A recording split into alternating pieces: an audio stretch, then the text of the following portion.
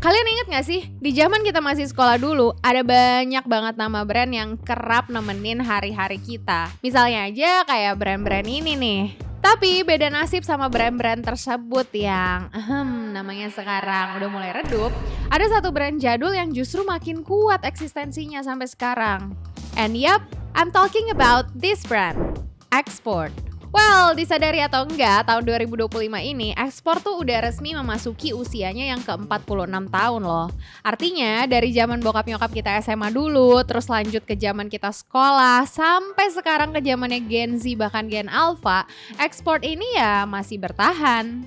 Tapi layaknya brand lain yang juga punya kisah jatuh bangunnya sendiri, perjalanan ekspor selama hampir setengah abad ini juga gak mulus-mulus aja ya guys ya. Misalnya aja nih ya, ternyata sebelum nyampe ke positioning mereka sekarang, mereka tuh pernah ngelakuin rebranding berkali-kali, bahkan kabarnya sampai 8 kali. Ya emang sih udah banyak lah expert atau artikel yang suka ngebahas betapa pentingnya rebranding buat sebuah brand demi bisa terus relevan. Tapi yang bikin gue lumayan penasaran nih ya, kenapa juga sih export sampai harus rebrandingnya tuh berkali-kali gitu? Terus apa yang bikin rebranding mereka kemudian bisa berhasil kayak sekarang? Dan pertanyaan lain yang juga gak kalah penting nih ya, apa iya semua brand jadul harus rebranding sesering ekspor biar bisa bertahan dan terus relevan? Oke, to answer all of this question seperti biasa, langsung aja. Let's go kita bedah.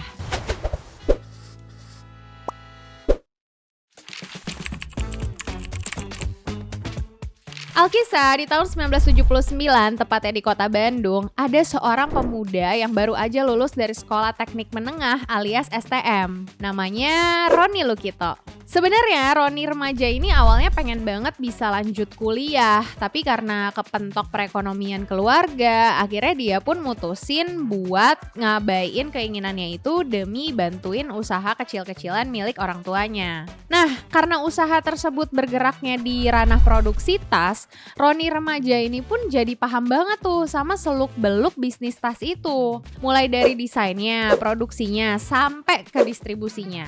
Singkat cerita, dengan modal seadanya tapi dengan pengetahuan yang lebih dari cukup lah ya, Roni pun mutusin buat bener-bener nyeriusin usaha tas tersebut sampai akhirnya lahirlah sebuah brand bernama Exxon. Sayangnya, nama Exxon ini kemudian digugat sama satu perusahaan minyak global bernama Exxon Mobil Corporation. Nah, di situ Roni mikir, daripada gue manjang-manjangin urusan nih ya, mending gue ganti aja deh namanya. And then, ya udah, Roni pun ngeganti nama Exxon tadi jadi Export, sebuah brand tas yang fokus menyasar anak muda yang kemudian sekaligus menjadi titik mula lahirnya sejumlah brand lain yang kita kenal sekarang. Nah, sebenarnya sih ya, kalau kita coba menelusuri perjalanan ekspor dari 1979 itu sampai sekarang, bisa dibilang most of the time tuh bisnis mereka oke-oke aja gitu loh. Pas awal berdiri aja nih ya, pertumbuhan bisnisnya ya udah pesat banget. Bayangin aja, bisnis yang tadinya cuma berawal dari satu mesin jahit, pelan-pelan bisa naikin kapasitas produksinya secara signifikan cuma dalam kurun waktu 7 tahun. Bahkan bukan cuma itu, ekspor ini juga beberapa kali berhasil ngantongin sejumlah penghargaan. Misalnya aja kayak semua penghargaan ini nih. Selain itu, di tahun 2008, Export pun berhasil ngedapetin sertifikasi buat manajemen kualitas bertaraf internasional. Dan gak berhenti di situ, Export ini juga pernah tuh jadi official bags buat timnas Indonesia di kejuaraan dunia cheerleading tahun 2012. Lalu di tahun 2014, Export juga pernah jadi tas resmi yang dipakai sama timnas sepak bola tunawisma untuk ajang Homeless World Cup tahun 2014. Well, kalau melihat semua hal barusan, sejujurnya sih ya gue kagak heran-heran amat sih guys.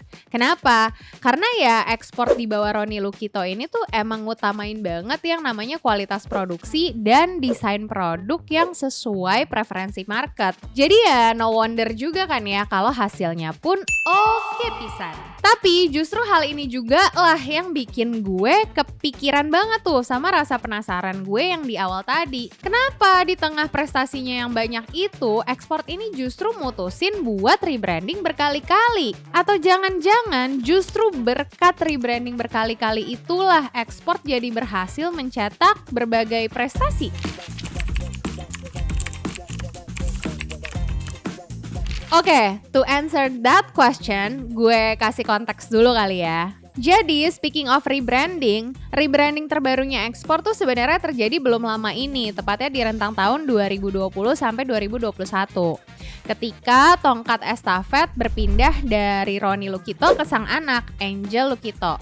Nah, hasil dari rebranding itulah yang bisa kita lihat sebagai identitas ekspor saat ini. Nah, tapi go back to years before that, seperti yang gue bilang tadi, ekspor ini ya udah sering banget rebranding. Misalnya nih ya, di awal era 2000-an, bukan cuma ganti logo, mereka juga ganti tagline. Dari yang sebelumnya mereka pakai tagline Super Sack and What's Your Favorite Color, ekspor mengganti tagline-nya jadi Teens Life. Alasannya sih nggak bisa gue pastiin apa ya, karena ya emang udah lama juga gitu. Tapi dugaan gue sih ya, ini dilakuin buat lebih ngukuhin brand ekspor sebagai brandnya para remaja. Nah, nggak lama berselang, mereka ganti logo lagi dengan tagline yang juga baru lagi, yakni Urban Sport Life. Dan di tahun 2010, mereka lagi-lagi ganti logo yang menurut gue pribadi terkesan sedikit lebih serius dan maskulin.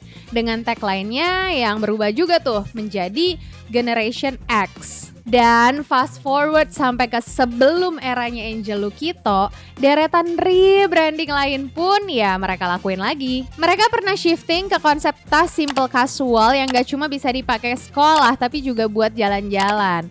Terus mereka juga pernah berubah konsep lagi ke arah yang lebih ngepop dan bermotif dengan konsep feminine colorful. Nextnya yang ternyata berbanding terbalik sama konsep colorful sebelumnya, ekspor justru shifting lagi ke arah konsep tas yang ngambil warna-warna soft pastel, lebih simple, minimalis, dan modern di tahun 2019. Sekilas, rebranding berkali-kali ini mungkin bisa kita lihat sebagai upayanya buat terus berinovasi, berkompetisi, dan stay relevant with the trend and the market. But the problem is, bukannya ngasilin dampak yang totally positif buat brandnya, dengan perjalanan rebranding tersebut ya, ekspor tuh jadi kayak kehilangan arah dan jati diri gitu loh. Kesannya udah kayak lost in translation gitu deh. Marketnya berubah, ekspor ngikut.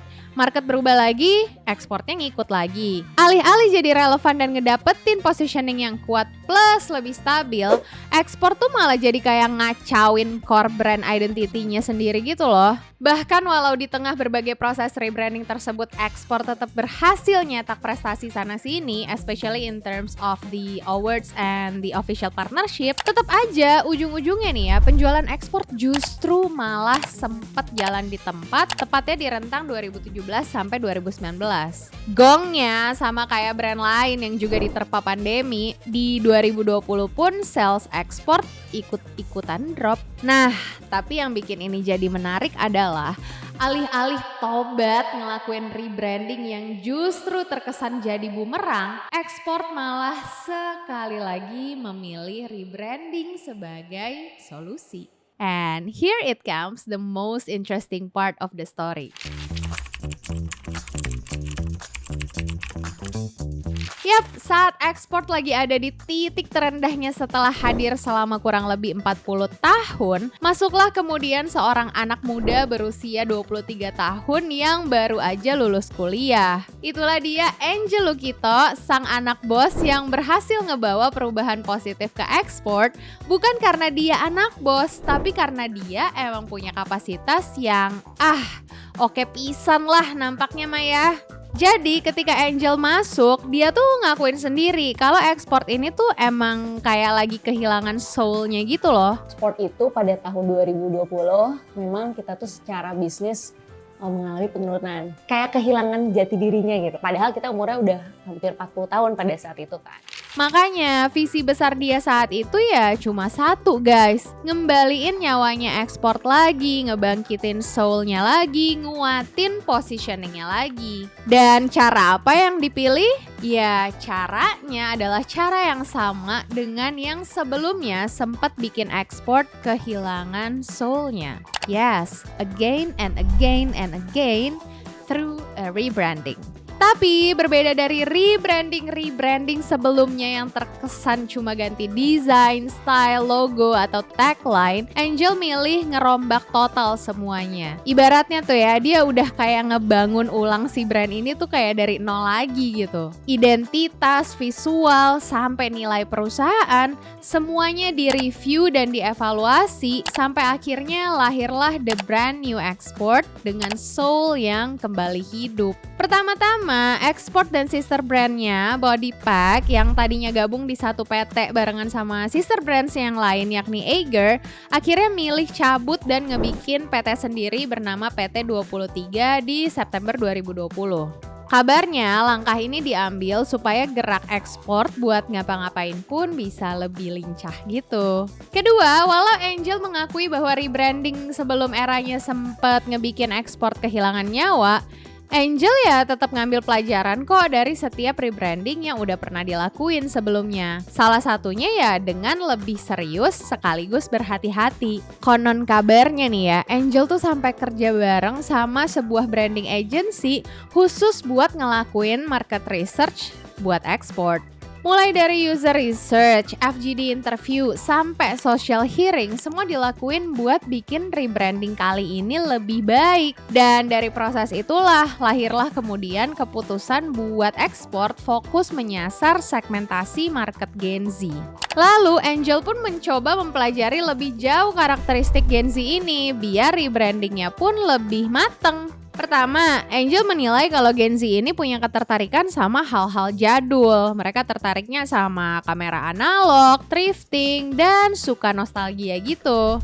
Selanjutnya, Angel juga dapat insight kalau Gen Z ini tuh adalah kelompok yang suka ngekspresiin dirinya. Pokoknya jiwanya tuh bebas dan suka cobain macem-macem hal gitulah. That's why Export pun lahir kembali dengan tagline yang cukup strong dan align sama semua temuan tadi, yakni Bring Yourself Out. Produk ekspor pun dikembangin ke berbagai lini yang benar-benar berusaha menjawab kebutuhan lifestyle anak muda. Lo mau backpack? Tetap ada. Mau tas buat nemenin olahraga? Ya ada juga.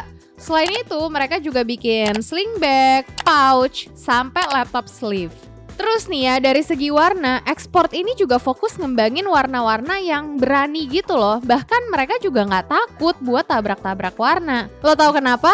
Ya karena mereka mau fokus buat ngajakin orang-orang buat berani ngekspresiin dirinya. Jadinya ya semuanya tuh kayak align aja gitu loh. Dan soal karakter Gen Z yang doyan nostalgia, ekspor pun mencoba ngebangkitin sensasi nostalgia itu lagi dengan ngehadirin produk pertamanya dia.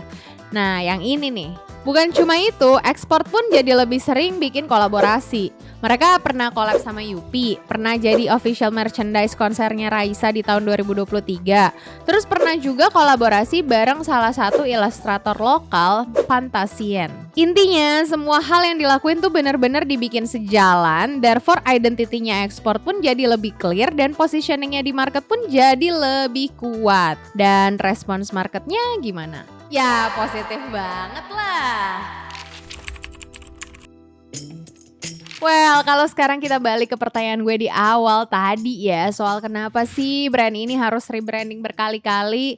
Ya menurut gue sih jawabannya tuh ya emang simple banget. Sesimpel karena ekspor mau terus usaha buat stay relevant with the trend and the market. Mereka juga sadar mereka itu brand jadul yang selalu harus ngadepin pemain-pemain baru. Ya walaupun perjalanannya panjang banget, ada yang berhasil tapi ada juga yang malah bikin kehilangan arah. Tapi ya barangkali itulah harga yang emang harus mereka bayar. Soalnya kalau rebranding sebelum-sebelumnya mulus-mulus aja, mungkin ya brand ini gak bakal ngambil langkah rebranding besar-besaran dengan persiapan yang lebih mateng juga kan. Anyway, dari cerita ekspor ini, coba dong kalian ikutan komen juga. Minimal coba bantuin gue buat jawab rasa penasaran gue tadi deh. Menurut lo nih ya, apakah semua brand jadul yang udah eksis puluhan tahun wajib banget juga buat ngelakuin rebranding kayak ekspor? Apakah menurut lo rebranding adalah satu-satunya jawaban buat para brand untuk bisa stay relevant? Atau sebenarnya ada cara lainnya? Boleh coba drop di kolom komen ya. Dan sekian dulu share dari gue kali ini. Thank you for watching and don't forget to subscribe. Bye.